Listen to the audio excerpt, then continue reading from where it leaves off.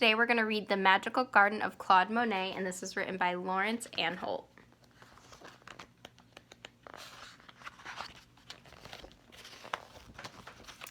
I wish we had a garden, said Julie. She looked down at the drab river, which ran through the city. Even Louis the Greyhound was bored with being inside. As soon as I finish this painting, said Julie's mother, I'll take you on a journey to the most wonderful garden in the world. It belongs to my old friend, the painter, Claude Monet. They took a big black train beside the twisting river, far out of the city, and into the countryside. Then Louis began to run down the hill and into a lane where a huge wall stood around a mysterious garden. "Stop, Louis!" called Julie, but it was too late. Louis had gone. Julie didn't know what to do. She got down on her hands and knees and wiggled inside. It was like crawling into a dream world where twisting plants grew tall as trees. Julie ran around a corner and almost knocked over a big man with a spade. The man wore a straw hat and had a huge white beard. "Oh," said Julie, "I'm looking for my dog. Are you the gardener?" "I suppose I am," said the man. "Come and look."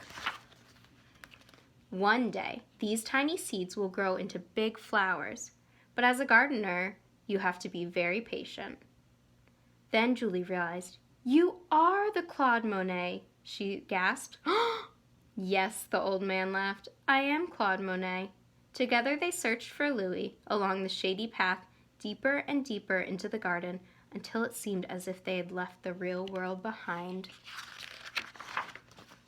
Under a willow, Julie saw Monet's umbrella like a huge white mushroom, and there was Louis. He had a blue nose, a purple ear, and one green paw. "Naughty dog," shouted Julie, "you've walked all over Mr. Monet's paints." "I think your dog wants to be a painter," laughed Monet. "Look, he's made a picture too."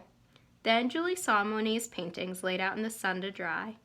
Clouds floating on a mirror pond, a field of golden haystacks, a row of wispy poplars, a little Japanese bridge.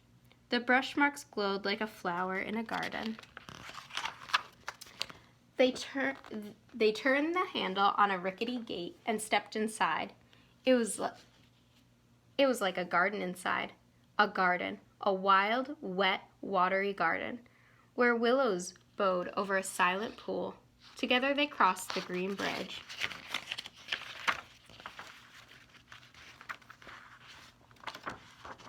When they rode across the pond, it felt like floating in Mr. Monet's paintings.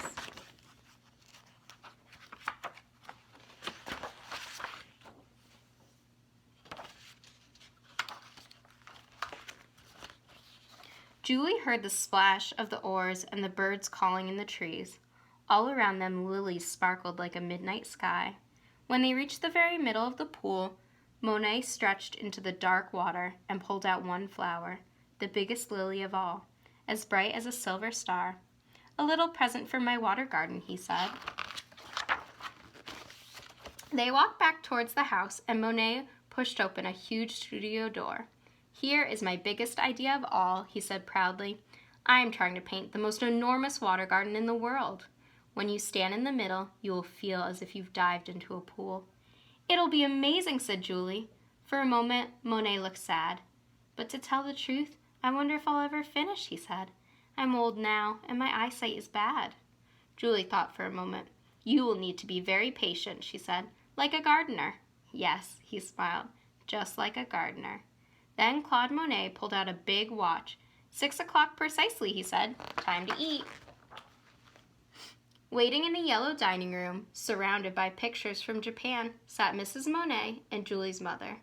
"Here are the little runaways," said Monet. Then it was time to leave. Monet walked with them as far as the river.